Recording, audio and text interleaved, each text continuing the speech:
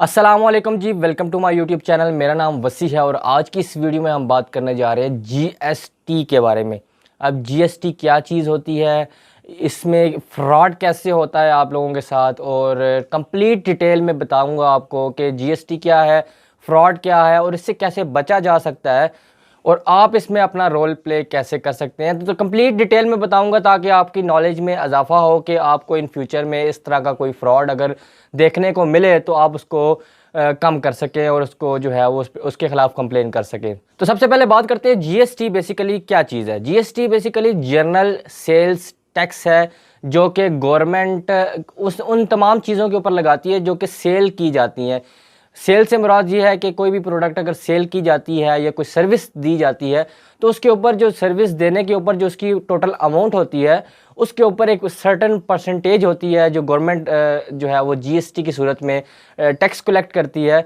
इसको हम बेसिकली अगर आसान अल्फाज में बताएं तो ये बेसिकली एक टैक्स की सूरत होती है जिसमें जो कि बेसिकली सेल्स के ऊपर ली जाती है। तमाम ऐसी सेल्स जो कि प्रोडक्ट की सेल्स हो सकती हैं, सर्विस की सेल्स हो सकती हैं, तो वो तमाम चीज़ें जो सेल्स के ऊपर जो है वो इम्प्लीमेंट होती हैं वो टैक्स की सूरत में, तो उसे हम जो है वो जीएसटी कहते हैं। और बेसिकली ये जीएसटी जो है वो कस्टमर ने जो है वो पे करनी होती है। फॉर एग्जांपल एक प्रोडक्ट है वो अगर 100 रुपये की बनी है तो जीएसटी डालने के बाद वो 117 रुपये, 180, 120 रुपये हो जाती है अगर उसकी प्राइस, तो वो कस्टमर ने उसकी प्राइस पे करनी होती है।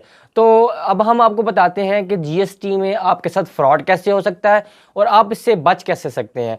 सबसे पहले बात करते हैं जीएसटी फ्रॉड के बारे में। जीएसटी फ्रॉड कैसे होता है? जीएसटी फ्रॉड ऐसे होता है कि कभी भी कोई भी बंदा तब तक जो है वो आपसे टैक्स नहीं ले सकता जब तक वो एफबीआर के साथ रजिस्टर्ड नहीं है।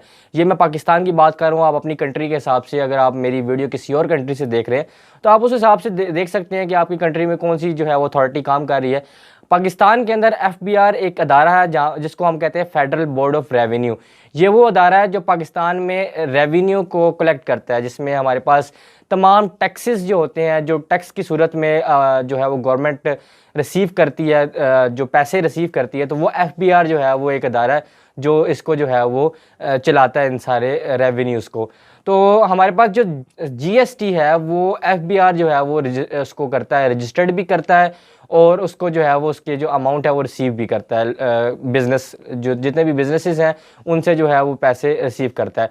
अब जो है कोई भी बिज़नेस अगर जीएसटी जो है वो आपसे चार्ज कर रहा है तो उसका एफबीआर के साथ रजिस्टर्ड होना लाजमी है।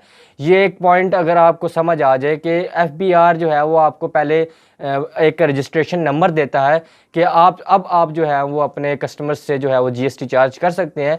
तो एफबीआर जो है वो जब आपको एक नंबर अलॉट कर देता है तो उसके बेस के ऊपर आप जो है वो कस्टमर से जो है वो जीएसटी चार्ज करते हैं और वो जीएसटी जो है वो आप चार्ज करने के बाद एफबीआर को सबमिट करते हैं पैसे। तो ये एक टैक्स है जो कि एफबीआर जो है वो आपके थ्रू जो है वो कस्टमर से लेता है।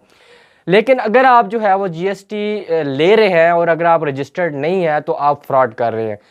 ये एक पॉइंट अगर आपको समझ आ जाए कि अगर आपने जो है वो जीएसटी पे कर रहे हो आप एक किसी भी बिज़नेस को और वो बिज़नेस आगे से रजिस्टर्ड नहीं है एफबीआर के साथ, तो वो आपके साथ फ्रॉड कर रहा है और वो जो आपकी जो अमाउंट एक्स्ट्रा चार्ज कर रहा है जीएसटी की सूरत में वो अपने पास रखेगा, वो आगे गवर्नमेंट को नहीं देगा या उसको टैक्स की सूरत में वो पे नहीं करेगा।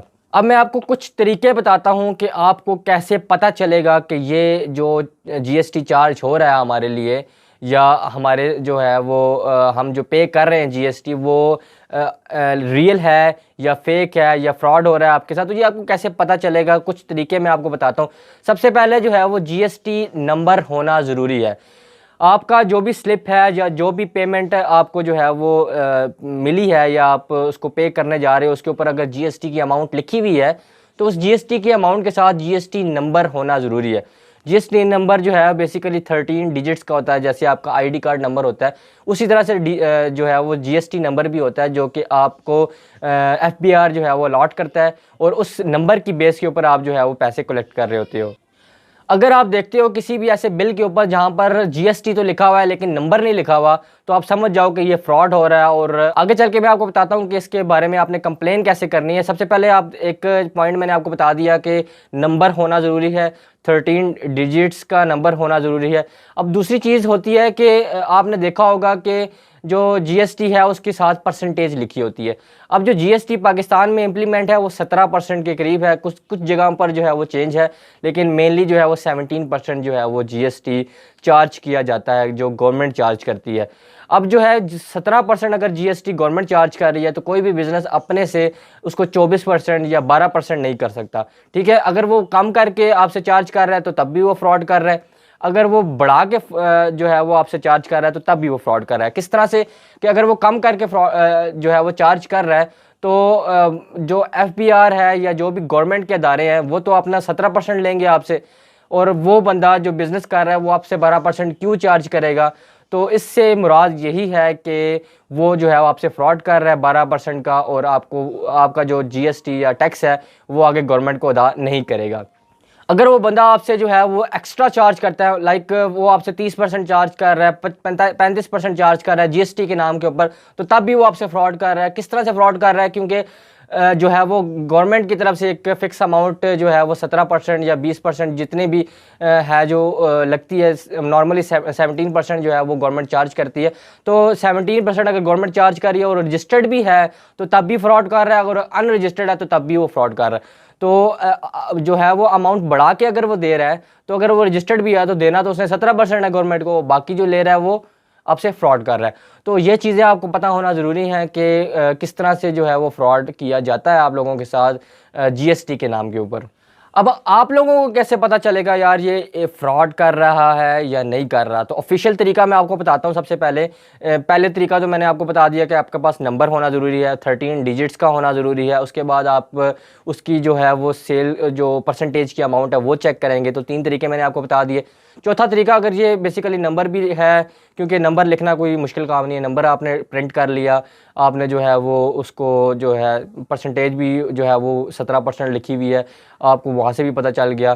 तो अगर आपको ये सारा कुछ जो है वो समझ आ गया कि यार ये यहाँ से तो नहीं पता चल रहा कि ये फ्रॉड है या नहीं है, तो ऑफिशियल तरीका ये है कि जो नंबर वहाँ पर लिखा हुआ है उस पेपर के ऊपर या जो भी बिल है उसके ऊपर, तो वो नंबर आपने जो है वो एफबीआर से जो है वो चेक करवाना है। वो किस तरह करेंगे, एक ऐप है जो टैक्स आसान के नाम से पाकिस्तान में है, जो एफबीआर के तमाम जो टैक्सेस हैं उसको डील करती है। तो आपने जाना है वहाँ से प्ले स्टोर में, वहाँ से आपने ये ऐप डाउनलोड करनी है। लिंक जो है वो डिस्क्रिप्शन में डाल दूँगा, वहाँ से आप इसको डाउनलोड कीजिए। और वहाँ पर अपना अकाउंट बनाने के बाद वहाँ पर वेरिफिकेशन का एक ऑप्शन होता है, वहाँ पर वो नंबर आप इंटर करेंगे तो वो आपको बता देगा कि ये जो है बिज़नेस रजिस्टर्ड है एफबीआर के थ्रू या नहीं रजिस्टर्ड। अगर तो वो रजिस्टर्ड है तो वो बेसिकली आपसे चार्ज कर सकता है, और एफबीआर ने उसको अथॉरिटी दी हुई है कि वो आपसे बिज़नेस को आपसे से जो है वो टैक्स चार्ज करे। अगर वो नंबर जो है वो एफबीआर से रजिस्टर्ड नहीं है तो आपसे वो चार्ज नहीं कर सकता। अब कुछ चीज़ें जो है वो डिफरेंट तरह से जो है वो लिखी जाती हैं। अब बिल के ऊपर एनटीएन भी लिखा जा सकता है, बिल के ऊपर जीएसटी भी लिखा जा सकता है। अगर तो बिज़नेस जीएसटी के ऊपर रजिस्टर्ड है, जीएसटी अलहदा से रजिस्टर्ड होता है, एनटीएन अलहदा से रजिस्टर्ड होता है। एनटीएन का मतलब ये नहीं है कि वो जो है वो जीएसटी भी रिसीव कर सकता है। तो जब तक वो जीएसटी पे रजिस्टर्ड नहीं है तो तब तक वो जीएसटी चार्ज नहीं कर सकता। जनरल सेल्स टैक्स, सेल्स के ऊपर वो टैक्स चार्ज नहीं कर सकता जब तक वो जीएसटी के साथ रजिस्टर्ड नहीं है। जीएसटी जो नंबर उसको अलॉट नहीं हुआ तब तक वो पैसे चार्ज नहीं कर सकता। एनटीएन के बेस के ऊपर भी वो पैसे चार्ज नहीं कर सकता। तो एनटीएन अगर नंबर लिखा हुआ है तो तब भी आप जो है वो समझ जाएंगे वो जीएसटी चार्ज नहीं कर सकता। जब तक जीएसटी का 13 डिजिट का नंबर हुआ है वहाँ पर नहीं लिखा हुआ, और वेरिफिकेशन आपने जो है वो उस ऐप से जाना है, वहाँ पर नंबर डालना है, क्लिक करना है, तो आपको बता देगा कि ये जो है वो बिज़नेस जो है वो हमारे साथ रजिस्टर्ड है या नहीं रजिस्टर्ड। तो आपको यहाँ से पता चल जाएगा कि ये फ्रॉड है या नहीं है। और एफबीआर की वेबसाइट और एफबीआर की जो ऐप मैंने आपको अभी बताई है वो आप उस पर आपको जो है वो कॉन्टैक्ट नंबर और ईमेल एड्रेस भी मिल जाता है। अगर आपको ऐप के थ्रू नहीं करना आता तो आप कॉल करके या ईमेल के थ्रू भी अपनी कंप्लेन रजिस्टर्ड करवा सकते हैं। अगर आपको जो है वो प्रूफ हो जाता है कि हाँ ये बंदा जो है वो जीएसटी जो है वो फ्रॉड के तरीके पे जो है वो चार्ज कर रहा है कस्टमर से, तो आप कंप्लेन कर सकते हैं। ये बेसिकली एक मैं आपको ये एजुकेशन इसलिए दे रहा हूँ ताकि इस मुल्क के लिए जो है वो आप कुछ कर सको। लाइक अगर जीएसटी जो है वो गवर्नमेंट को नहीं मिलेगा तो गवर्नमेंट कैसे चलेगी। तो गवर्नमेंट का जो रेवेन्यू का सोर्स होता है वो तमाम के तमाम जो है वो टैक्सेस होते हैं। तो टैक्सेस जो है वो हम तो पे कर देते हैं, लेकिन आगे जो है वो अमीर लोग या जो भी बिजनेसमैन हैं वो आगे पे नहीं करते। तो हमारा मकसद ये है कि हम जो है वो तमाम जो टैक्सेस हैं वो गवर्नमेंट तक पहुंचाएं। तो ये हमारा एक फ़र्ज़ भी है और हमारे ऊपर जो है वो ये लाजिम है कि हम ये अगर कोई चीज़ गलत हो रही है तो उसको ठीक करने की कोशिश करें। तो उम्मीद करता हूँ आज की वीडियो आपको अच्छी लगी होगी। वीडियो अच्छी लगी हो तो लाइक कीजिए, चैनल को सब्सक्राइब कीजिए और बेल के आइकन को क्लिक कीजिए और कमेंट सेक्शन में आप अपना सवाल कर सकते हैं, अपनी सजेशन दे सकते हैं। आज की वीडियो में इतना ही, मिलते हैं अपनी नेक्स्ट वीडियो में। तब तक के लिए अपना बहुत ख्याल रखिएगा। अल्लाह हाफिज़।